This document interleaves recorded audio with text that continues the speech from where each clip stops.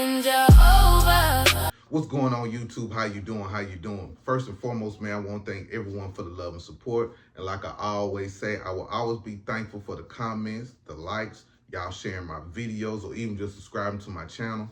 And I just want to give y'all a big salute. And I hope y'all having a wonderful day today. Tell me what y'all got planned for the weekend. Today is Friday Eve, so you know how we're going to get down for the weekend. Just let me know what y'all have planned. Now, before we get started, please hit that subscribe button for your boy. Please hit that subscribe button for your boy.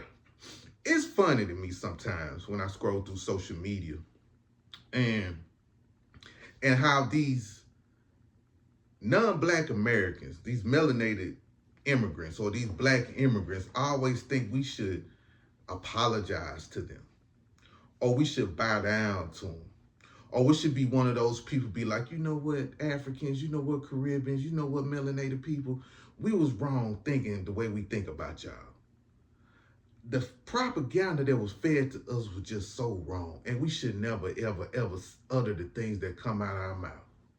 This the mindset that some of these immigrants have. I was watching a video today about this dude went to Africa, and I'm assuming he's a Caribbean, but he went to Africa, and I guess he saw the truth about Africa, and he was saying that we owe Africa an apology. And when he said that, I'm like, why should I owe Africa an apology for? So throughout the video, he just saying certain little things. Hold on, let me play the video first so y'all can get to understand what I'm talking about. Here we go. We owe Africa an apology. Because growing up in America, it was not cool to be African. Kids would joke around and say things like African booty scratcher, like Africa was something to be ashamed of. And for a long time, the only thing many people knew about Africa was poverty, war, and safaris. Not the culture, not the innovation, not the beauty, not the people. But something changed. Afrobeats is running the world. African fashion is everywhere. Everybody wants to invest in Africa now. Celebrities are getting citizenship in African countries. And after traveling to 13 African countries, Africa has changed my life. It gave me perspective. It gave me pride. Africa showed me where I was really from. So on behalf of everyone who slept on Africa, we're sorry. And thank you.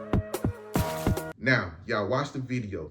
And one of the things that stuck out to me the most is these people always bring up African booty scratcher. I don't know what African booty scratcher done to a lot of these people. I don't know what African booty scratcher has done to the mental of a lot of these immigrant groups that come over here. But it's sad to see 35 plus year old immigrants, Africans or Caribbeans, constantly bring up this African booty scratcher thing. And I did a video on TikTok like a year ago about African booty scratching. I think I posted on here, but I'm gonna put it towards the end of this video also so y'all can take a look at it and get a better idea of what I was talking about the origins of African booty scratching. But he's saying that, you know, from the propaganda that America feeds us about Africa, it was all wrong. So basically he's saying that we shouldn't say the things that we say about Africans. We should take it back. They don't live in poverty. They don't live in shanty towns and stuff like that. And I think people forget that Black Americans travel outside the United States. Black Americans has been to Africa. You got Black Americans that tell you positive and negative stories about Ghana. You got Black Americans tell you about Nigeria. You got Black Americans tell you about South Africa. You got some people tell you about Morocco up there in the North Africa. You know what I'm saying? Even people talk about Central Africa. We have a knowledge of what's going on in Africa, Africans or people that are Caribbeans and stuff like that. We understand what goes on, just like we understand what goes on all over the world. We understand how the powers that be destroy countries. We understand that. But we ain't finna be a fool to think that y'all living like us. We not about to be dumb and think that y'all are smarter than us. We not about to sit here and think y'all are cleaner than us. I ain't saying all Africans and Caribbeans are dirty. Let me chill out. I ain't saying all y'all are dirty, but I'm just saying like we're nothing like y'all. And when we crack jokes on y'all, it is what it is. See, the thing is, we understand American propaganda and how they make other places look crazy as hell. We understand that not all of y'all are living poor like that. Just majority of y'all living poor. How about that? You know, we understand there are some beautiful spots in Africa, but there are a lot of trashy areas in Africa, man. There are certain places in Africa I wouldn't even want to swim in.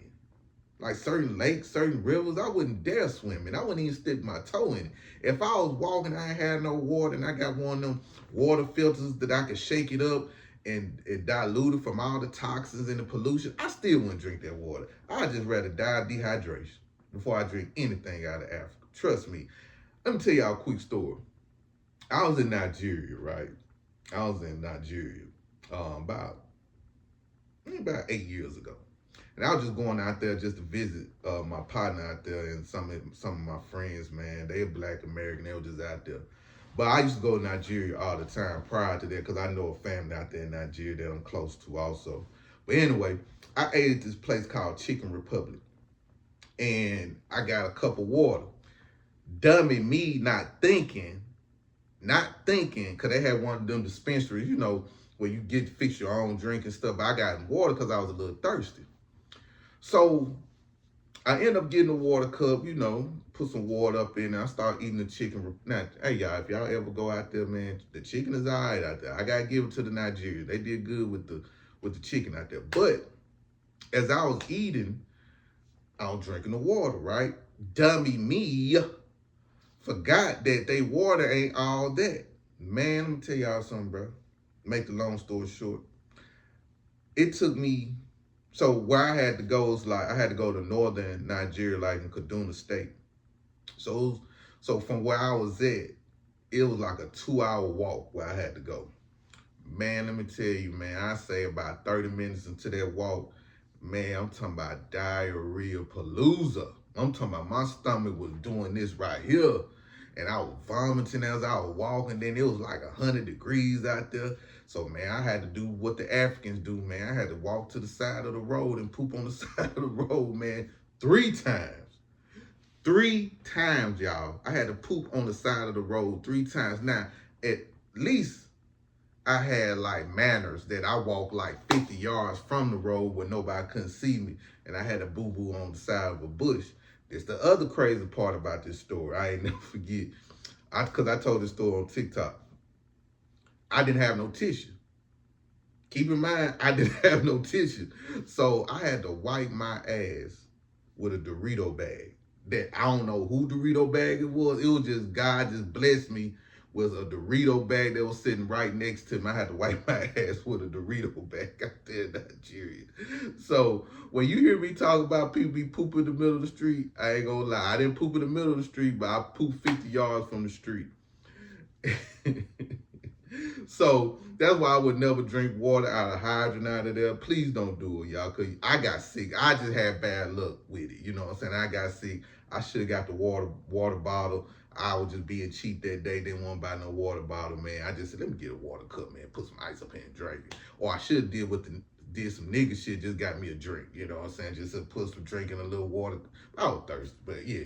So don't y'all drag me for that story. But yeah, man, I had to poop on the side of the road 3 times, bro. Like real talk. Then I think the second and third time I had to go in my book bag and use a t-shirt, like one of these white beater type things right here to wipe myself. So man, let me tell you something.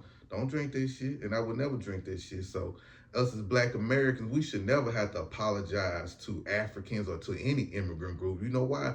Because these people came over here and being anti-Black towards us. I would never bow down and fix my mouth to say, you know what, Africans, you know what, Caribbeans, I was wrong. I was dumb, the white man didn't treat me. Nah, man, I'm living by experience.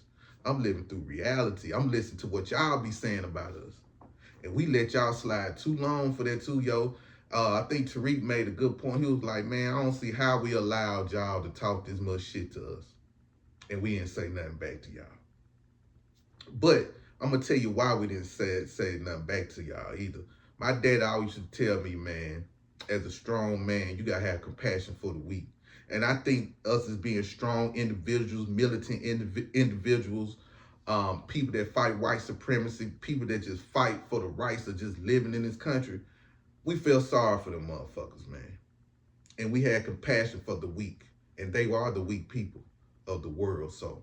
But anyway, I'm gonna play this last part of the video, man, about the origins of African booty scratcher.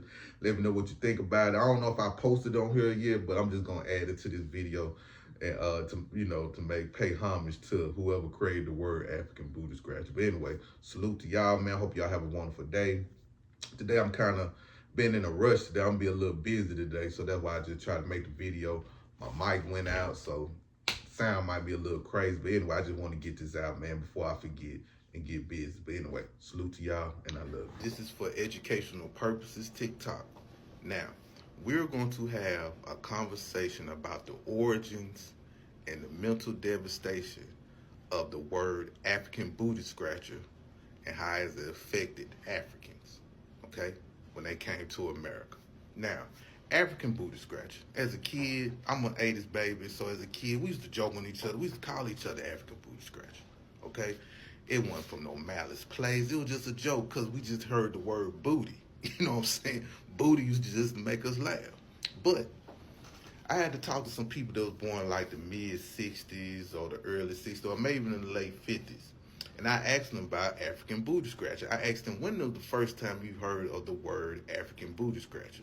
They told me they heard of the word African booty scratcher in the 70s. So I'm going to say the word African booty scratcher started in the mid-70s, okay? It was used to joke on people, jonesing, roasting, playing the dozens, whatever word you use, wherever you at. I'm going to say it started in the mid-70s, okay? Then it started to pick more traction in the 80s, you know what I'm saying, I guess that's when the Pan-African movement started to get strong. We started to see people, you know, we started to see the Sally Struthers videos, the Red Cross videos about Africa. And, you know, that's when kids start going to school, they just start joking on people about calling them African booty scratch. That was just part of the joke. Once again, Black Americans never looked at it as a negative thing. But it really took off in the 90s when Boys in the Hood came out. And we're going to watch this clip right quick, okay? Now, that was the clip, the famous clip from Boys in the Hood when we all heard the word African booty scratcher. Even for me, that when I first heard the word African booty scratcher was in Boys in the Hood. So, in turn, when we went to school and Boys in the Hood was a hot movie back in the 90s, I grew up around that time when Boys in the Hood came out. We started calling each other African booty scratcher. That was it. It was African booty scratcher. It was never nothing malice towards Africans or anything negative towards Africa. It was just a joke, you know. And once again, I understand calling people names is bad, okay? I understand that. Saying mean things, bullying is bad, and I understand, okay? But during that time, it was a wonderful thing, okay? So now, during this time, Africans started to come to the Negro schools. They started to come to the black schools. So when the Africans started to go to school with us, they looked different. They dressed different. They smelled different. Their hair wasn't like ours. It was just different. When kids, some of us had children that seen our shit at the grocery store and your kids just stare. Okay? Just imagine, like just as kids, is it right? No, but at the time as kids, when we see some abnormal shit, we gonna say something. It just is what it is, okay? So imagine a fourth grader that sees an African come to his school for the first time. Let's say this the first day, let's say this mid-school year, and an African just came from Africa. A kid just came up in there, all right?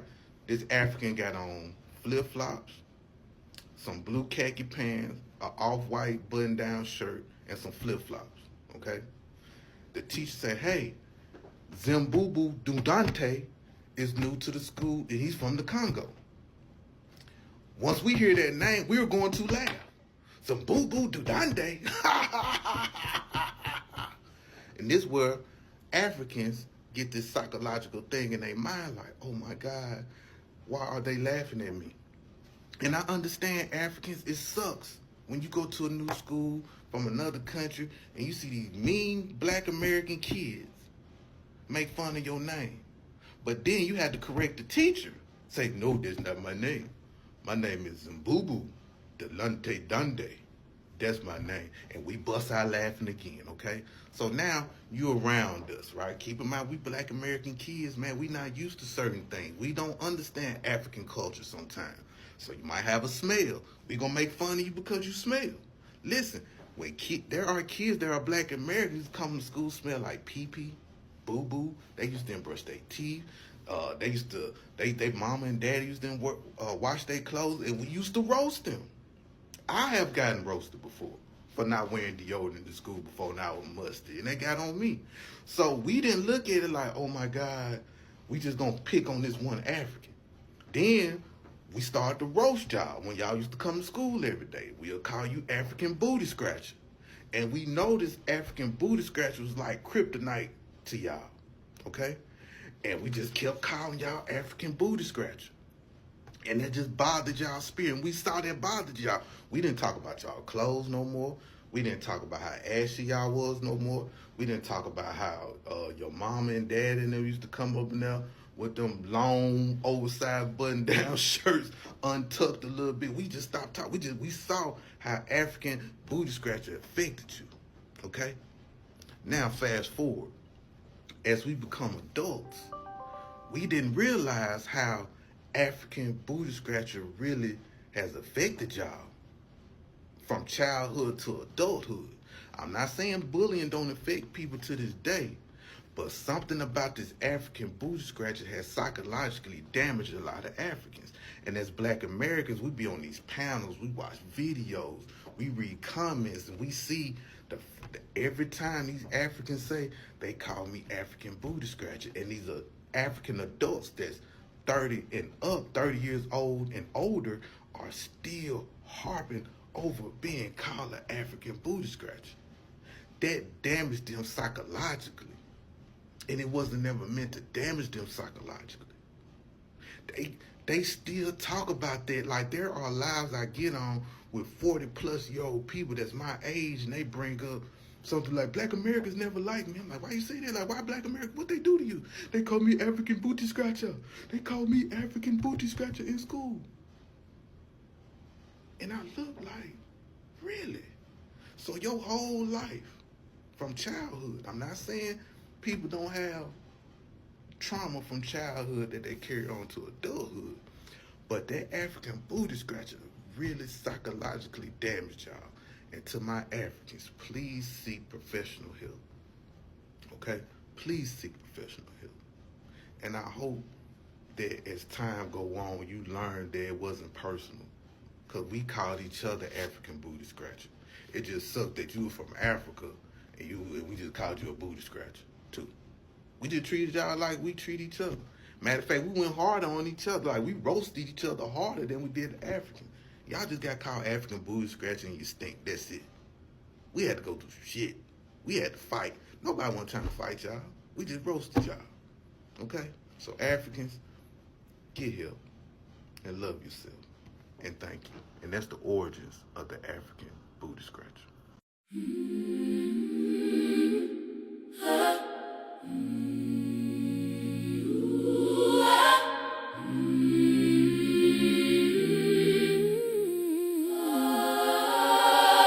When my heart was heavy, when my mind was tired, you walked into my shadows with a quiet fire. Brian Jehovah, you are the truth. Every word you speak cuts straight through. Brian Jehovah, carving my youth into something real, something new. Brian Jehovah, you are the truth.